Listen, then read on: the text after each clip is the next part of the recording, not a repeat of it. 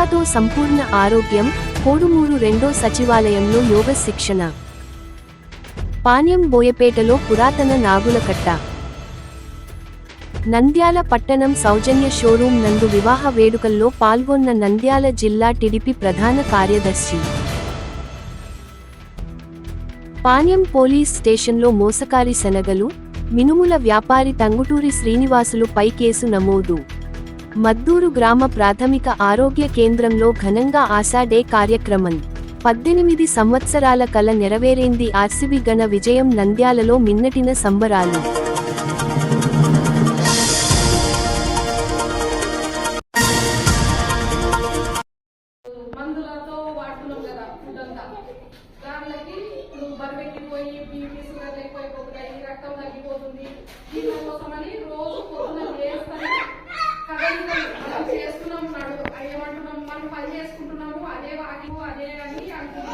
కానీ ఒక అర్ధగంట అంటే రోజులో ఫస్ట్ స్టార్ట్ చేయాలి. ఒక 30 నిమిషాలు స్టార్ట్ చేసుకోవాలి. కొంచెం కొంచెం ఎక్కించుకుంటూ పోవాలి. మనము కొన్ని ఎక్సర్సైజులు చేసుకోవాలి. వ్యాయామాలు అంటారు కదా, అది చేసుకోవాలి ఖచ్చితంగా. కానీ మేము చేస్తున్నాము ఉంటుంది అని మనం అనుకుంటున్నాం. దానివల్లనే బరువు అయిపోతున్నాము, బీపీ షుగర్ ఎక్కువైపోతున్నాయి. అందుకోసమని ఇప్పుడు ఈ రోజు 1-2 ఆసనాలతో రోజు అవి చేసుకుంటే మంచిది. మాకు నేర్పించినారు. ఫస్ట్ మనము ఏమంటారు, ఫస్ట్ 4 భాగాలు ఉంటాయి. వ్యాయామంలో 4 భాగాలు.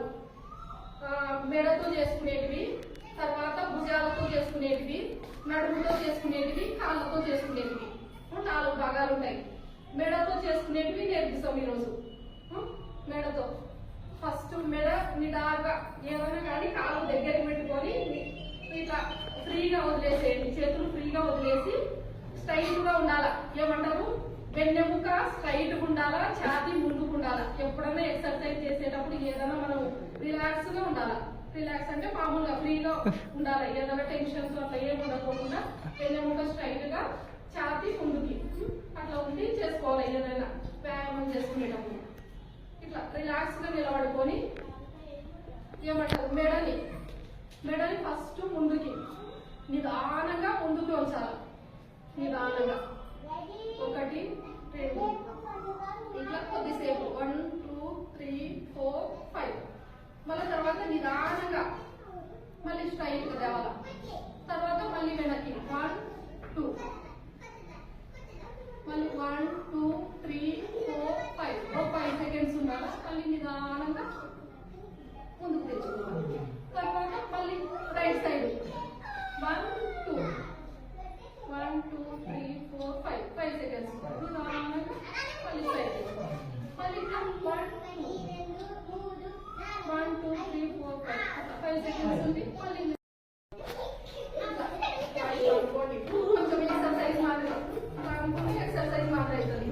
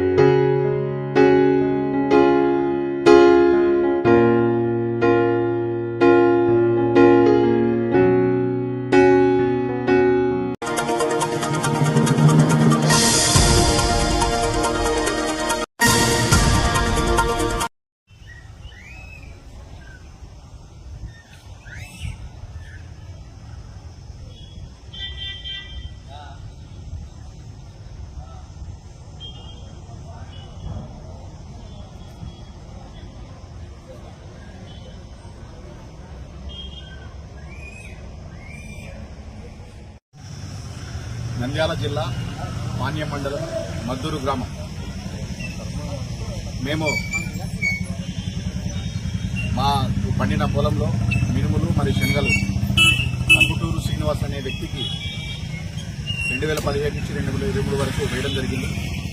వాటికి సంబంధించి అతను అనామతులు వేయించుకొని మరి ఒక మంచి రేటు వచ్చిన తర్వాత లెక్క చేసి డబ్బులు ఇస్తానని మౌఖికంగా మాట్లాడుకోవడం జరిగింది. వాటికి సంబంధించి దాదాపు 10 లక్షల రూపాయలు మాకు ఇవ్వాల్సి ఉండగా అందులో భాగంగా అతను మందులు అతనే అమ్ముతాడు కాబట్టి అతను చేనికి మందులు ఇవ్వడం జరిగింది. కొంత పైకము 79,000 రూపాయలు పైకం కూడా మాకు ఇవ్వడం జరిగింది. మిగతా బ్యాలెన్స్ 8 లక్షల చిల్లర ఏదైతే డబ్బులు ఇవ్వాల్సిందో అతను ఇస్తానని చెప్పి 2023 నుంచి ఈ రోజు వరకు ఇవ్వకుండా తప్పిస్తూ తిరుగుతూ ఫోన్ స్విచ్ ఆఫ్ చేసుకొని మరి ఇస్తాను మిరపకాయలు అమ్మి నాకు ఇస్తాను, మినుములు అమ్మి నాకు ఇస్తాను, పొలం అమ్మి నాకు ఇస్తానని చెప్పి మాయమంటలు చెప్పి మోసపూరితంగా చేయడం జరిగింది. అంతేకాకుండా మరి మా అమ్మ అడిగినప్పుడు కూడా అదే విషయాలు చెప్పుకుంటూ వచ్చాడు, అలాగే పనిచేస్తూ వచ్చాడు.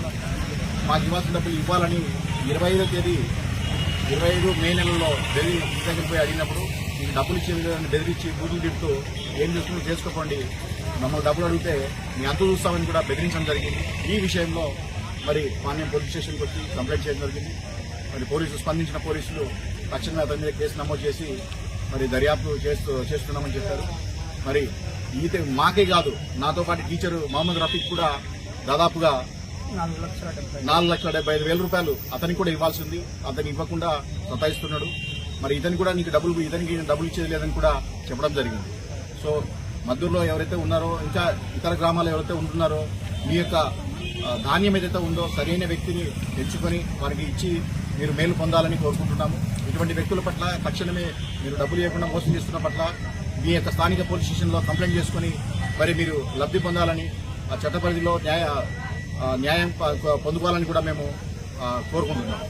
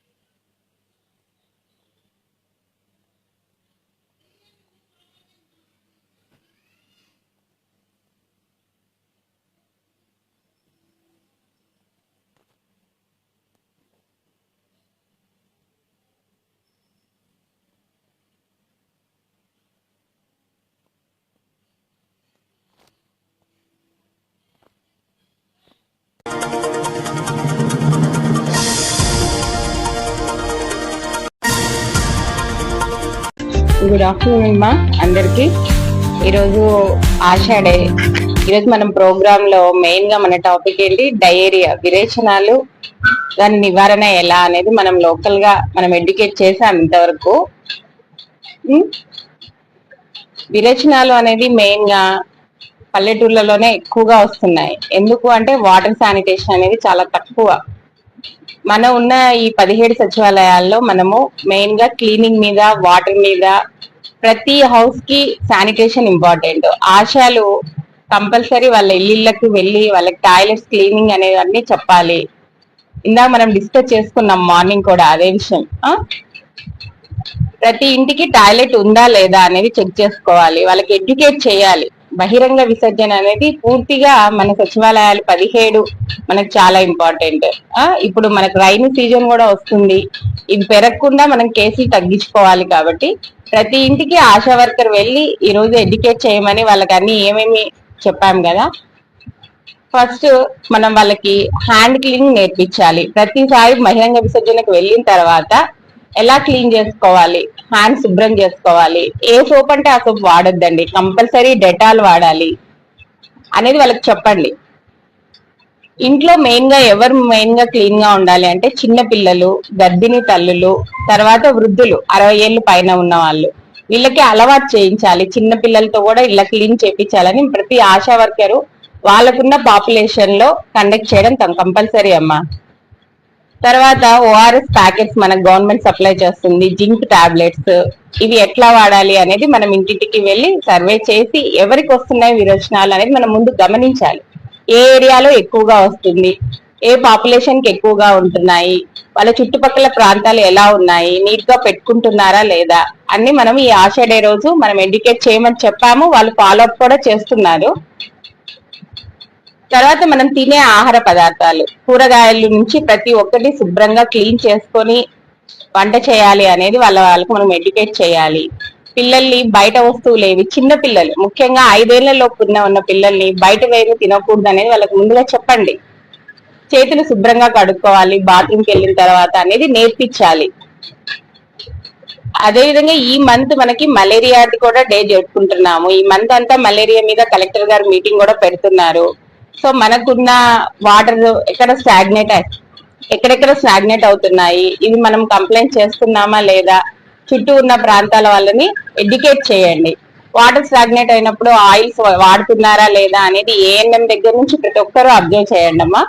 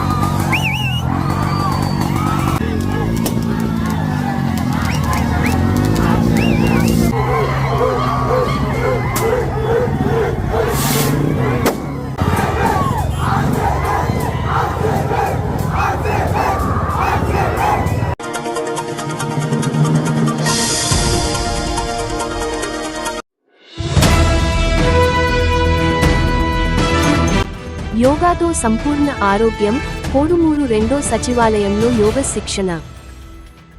పాణ్యం బోయపేటలో పురాతన నాగులకట్ట. నంద్యాల పట్టణం సౌజన్య షోరూం నందు వివాహ వేడుకల్లో పాల్గొన్న నంద్యాల జిల్లా టీడీపీ ప్రధాన కార్యదర్శి. పాణ్యం పోలీస్ స్టేషన్లో మోసకారి శనగలు, మినుముల వ్యాపారి తంగుటూరి శ్రీనివాసులుపై కేసు నమోదు. మద్దూరు గ్రామ ప్రాథమిక ఆరోగ్య కేంద్రంలో ఘనంగా ఆశా డే కార్యక్రమం. 18 సంవత్సరాల కల నెరవేరేంది ఆర్సీబీ ఘన విజయం. నంద్యాలలో మిన్నటిన సంబరాలు.